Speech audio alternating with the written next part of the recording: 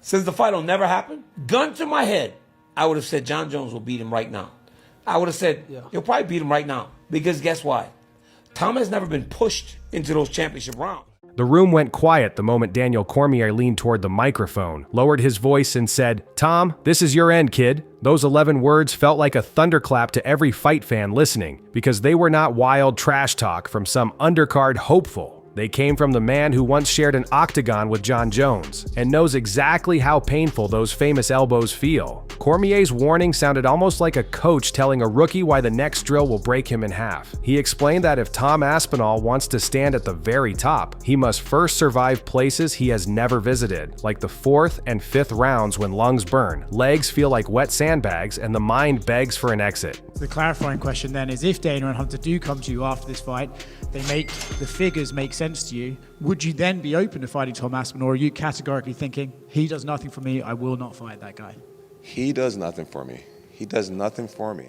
Suddenly, the title of the podcast felt extra sharp. A massive bombshell. A giant truth dropped straight onto Tom's path. Cormier was not trying to embarrass the British powerhouse. He was flashing a bright danger sign. The message was simple enough for any 7th grader. Beating people fast is cool, but greatness lives in deep water, and Tom has never even dipped a toe. That is why Cormier's statement rattled so many ears. It came wrapped in both respect and a dare. Cormier then painted a clear picture of why, if the fight happened today, he would still put his money on Jon Jones. He reminded everyone that Jones has lived inside championship rounds since Tom Aspinall was barely out of high school. Those extra minutes are like hidden chapters in a thick book. I bet if he's weighing 215, he would fight Tom Aspinall better than him weighing 245 pounds. In his 205 frame, he could fight Tom Aspinall better than he'd fight him at that 250, because that's not his weight class. While he didn't last long with Cyril, he didn't look as fast. He carried more weight. Cyril just did some weird stuff, and Jon, you don't make mistakes against Jon. You cannot skip them and claim you know the whole story. Jones has already read those pages many times, often while bleeding, sometimes while limping, yet always turning them with calm hands. Cormier's voice turned steady as he listed Jones's past puzzles: Glover's clinch, Gustafsson's boxing, Cormier's own wrestling, Santos's wild kicks. Each challenge forced Jones to adjust mid-fight, showing a veteran's patience that younger stars rarely own. Tom, on the other hand, has smashed foes so quickly that the bell for round 3 still feels foreign to him. Cormier was not insulting Tom's speed or power. He was arguing that speed fades when oxygen disappears. Aspinall's highlight reel flashes like fireworks, but fireworks burn out fast. Jon's style is more like a slowly tightening net. Once wrapped, opponents realize they cannot breathe, and by then, it is too late.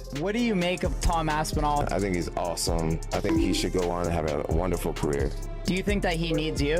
No, I think he needs me. I think he's not in a position. It's just the truth. Because if I whoop his, it's going to be the next guy. There's going to be a whole new fan base of somebody who everybody believes in. The heart of Cormier's warning centered on something fans often overlook: experience in those lonely minutes between rounds. He described the moment when a fighter sits on the stool after round 3, heart pounding so loudly it blocks out the coach's words. Your mouth feels like dry cotton, your shoulders droop, and across the cage stands a rival who looks strangely fresher than you expected. That is when doubts crawl into your brain. Cormier said Tom has never faced that sledgehammer of doubt because he finishes people before it can swing. But if Tom gets to those once he gets to those championship rounds, even now, say Cyril Gane pushes him 25 minutes, and if he beats Cyril Gane, but he learns to go 25 minutes where that first time you feel that, I gotta get up off that stool after the 3rd round. Yo, Tom hasn't gotten off the stool for a 3rd round. Jones, however, has danced with that hammer for over a decade and learned to smile at it. DC compared it to Francis Ngannou's first fight with Stipe Miocic, where Francis threw every brick he could find in rounds 1 and 2, only to look haunted by round 4. Cormier's lesson: if you have never gasped for air in front of millions, you cannot guess how heavy your own arms will feel when the clock still shows 10 minutes left. And that, he claimed, is the single biggest gap between Jones and Aspinall right now. Cormier stressed that timing could flip the script entirely. He said if Jones waits another year while Tom learns how to swim those deep waters, perhaps by grinding through 5 full rounds with Cyril Gane, then the advantage swings toward the younger man. It is like racing someone across a frozen lake. You want to sprint before the sun arrives and melts your sturdy path. We're going to have a UFC fight. Think of this on the grounds of the White House. Yeah, okay, maybe that's it. I don't think it is that. I do think that he would want to fight at the White House, and I'm sure that every single fighter is going to want to do that. Every month, Tom spends drilling cardio, practicing calm breathing, and rehearsing what-ifs. In round 5, the ice under Jones gets thinner. That is why Cormier argued Jones should have fought Aspinall immediately after Tom claimed the interim belt. Strike before the kid earns scars, he implied, because scars become armor later. Jones has always been a chess player, and great chess players know when their window to attack is open just 2 moves long. If you hesitate, the board changes, and the once easy checkmate disappears forever. Cormier's insight sent a chill. Maybe Jones's sudden retirement was not fear but strategy, a way to exit before that window slammed shut on his fingers. To beat John Jones, you need to have fast eyes, fast reactions, fast reflexes. And Stipe Miocic at 42 years old just doesn't have the reflexes anymore that someone like a 31-year-old, I don't even think I'm in my prime yet, but almost prime fighter has. While many listeners expected Cormier to trash Jones at every turn, he surprised them by showing deep respect for his old nemesis. He explained that rivalry does not erase reality. Jones is still a genius at draining opponents with clinch pressure, foot stomps, and long wrestling rides that feel like wearing a backpack full of wet towels. Cormier admitted that Jones made him feel that suffocating weight, and he sees the same fate awaiting Tom if they ever lock up. Even though DC lost sleep over those memories, he spoke with admiration, not bitterness. He wanted fans, especially younger ones, to notice that praising a rival's skills does not weaken your own legacy. It strengthens the sport's truth. Cormier's tone taught a middle school level lesson in sportsmanship. You can dislike someone's choices, yet still honor their craft. In the darkest moments, when his mother passed, when my father passed, he sent me a message. He really did. And even in that moment, I appreciated that. For all that we've been through, I appreciated him sending me that message. This mature stance is part of why his warning landed harder. If even the man who once tried to slam Jones through the canvas believes Bones still rules the late rounds, fans had to lean in and listen. A big part of the online chatter labels Jones as ducking Aspinall, but Cormier carefully untangled that knot. He said a real duck would be skipping Stipe Miocic after signing that contract over a year ago because the paperwork makes that promise solid. Tom, however, had never crossed Jones's negotiation table, so calling it a duck is like accusing someone of skipping a class they were never enrolled in. Cormier urged watchers to apply simple logic. You cannot dodge a fight that was never offered. Fans often crave a villain, and the Aspinall storyline arrived just in time.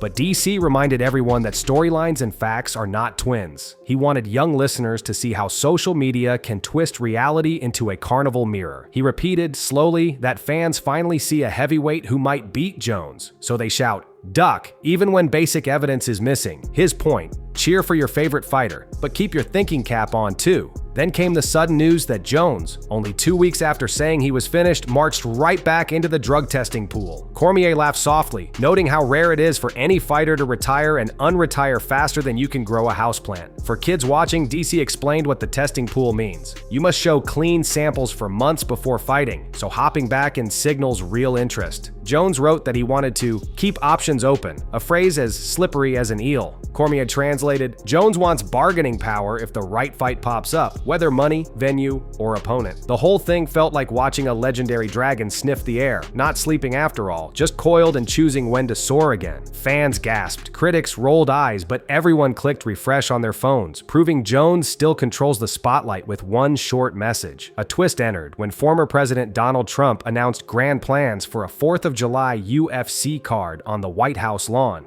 So every one of our national park, battlefields, and historic sites are going to have special events in honor of America 250, and I even think we're going to have a UFC fight. We're going to have, does anybody watch UFC, the great Dana White? Jones responded with emoji eyes and wrote about fighting at the White House, setting social media ablaze. Cormier grinned as he imagined the scene. American flags flapping, Marines at attention, and a makeshift octagon near famous rose bushes. He even admitted he would cheer for Jones, yes, his longtime rival, because representing the country on that stage beats personal grudges. The message to younger viewers was clear. Sometimes bigger moments unite old foes. Cormier's enthusiasm also showed how a unique venue can rewrite a fighter's checklist. Jones might ignore belts, paychecks, or rankings, but tell him he can battle on history's front porch, and suddenly those gloves slip back on. The idea felt like a movie, yet in our modern sports world, stranger things have happened, which kept fans buzzing all week. Meanwhile, Tom Aspinall refused to wait around like a kid staring at rain-clouded windows on game day. He flew to Las Vegas, sat with UFC bosses, and secured a new fight he cannot name yet. Cormier praised this move, calling it the behavior of a real champion. Tom even vowed to defend his belt 4 times in 12 months, an insane pace for heavyweights who often need long breaks to heal aches the size of grapefruits. He listed Cyril Gane, Curtis Blades, and others as targets, showing he does not care if cameras flash or if fireworks explode at fancy venues. He just wants to punch faces and cash checks. For any 7th grader dreaming big, Aspinall's example teaches that you control what you can, your training, your attitude, your next yes. If someone else stalls, you march forward and build your own road. All these threads leave the heavyweight division balanced on a knife's edge. If Jones stays active in the testing pool and the White House plan becomes real, he might return for one super fight, turning the sport upside down.